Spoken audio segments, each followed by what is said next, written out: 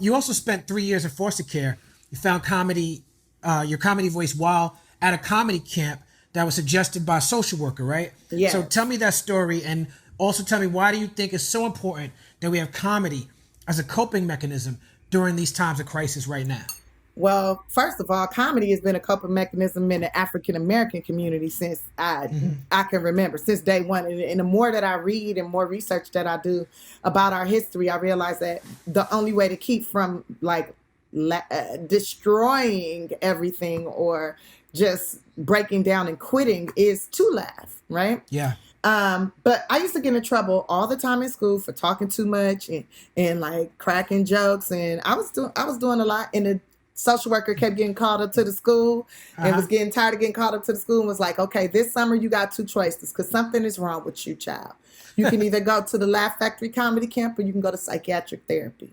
And I said, "Which one got drugs?" She said, "You definitely gonna be on drugs if you go to therapy." So I went to the comedy Mm. camp, and here I am, 23 years later, because it was 97 when I went, 23 years later, um, boom, on drugs, just marijuana and alcohol. Hmm. But, That marijuana is not a drug. That's well, medicine. yeah, well, it's not, it's a herb. It's seasoning. I'm on seasonings There you go. and vodka. Herbs and spices. Yeah, herbs and spices and vodka.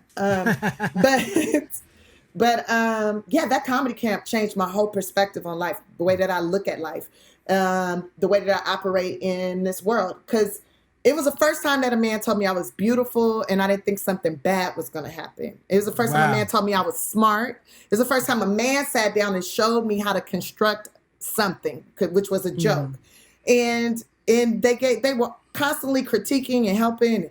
I got to meet really great comedians, and that gave me confidence and communication skills. And even though I wasn't the most confident at that point in time, even when I started, really focusing, throwing everything into comedy, I wasn't the most confident. But I Hmm. knew how to peacock. I knew how to pretend like I was, Hmm. you know? That's a And great descriptor. I learned how to peacock. yeah, I learned how to peacock. I learned how to show this while I'm really like, Hmm. yeah, look at that though. Like, Right. and so through all that, it just helped me to grow so much and be able to communicate with all different types of people. You spent some time being homeless in your car at the beginning Yeah. of your comedy career, and that Hmm. endeared you to homeless communities. And you were part of a documentary called about youth homelessness called Lost in America. It was produced and shot by the director of People's Party, Steve Vasquez. Shout out to Steve. Whew, shout out Steve. Yeah, but Yeah. why was it important for you as a celebrity to lend your face and your voice to this cause? Well, it was super important to me because it's who I am. Like it doesn't have anything to do with celebrity. If I was not famous at all and somebody said, "Hey, weren't you homeless before?" Yeah. You want to talk about this? Yes. Like Hmm. I I feel like God puts you through certain things. Like you go through experiences, hard times, hardships where you feel like, why is this happening to me?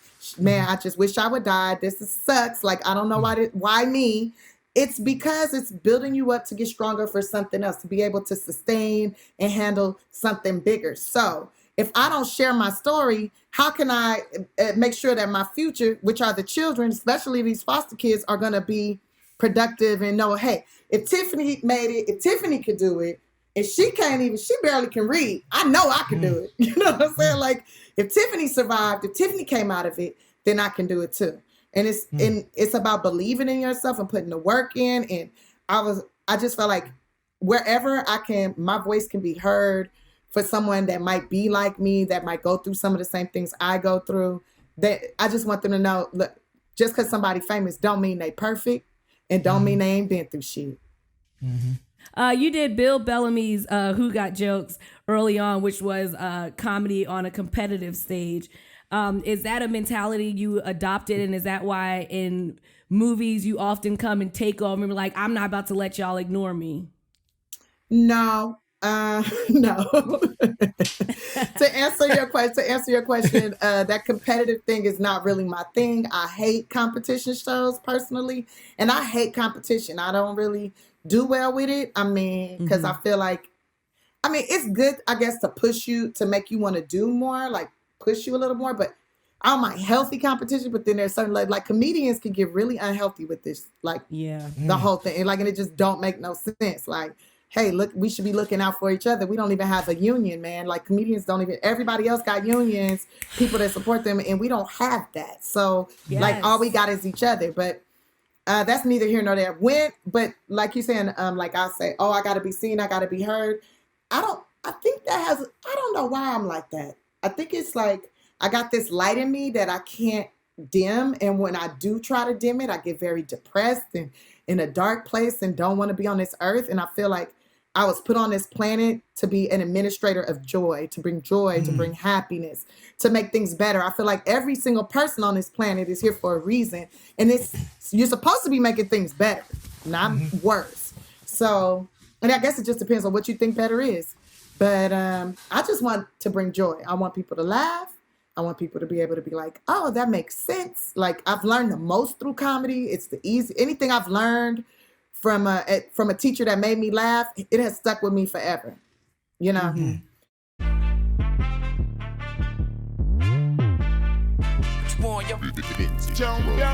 What would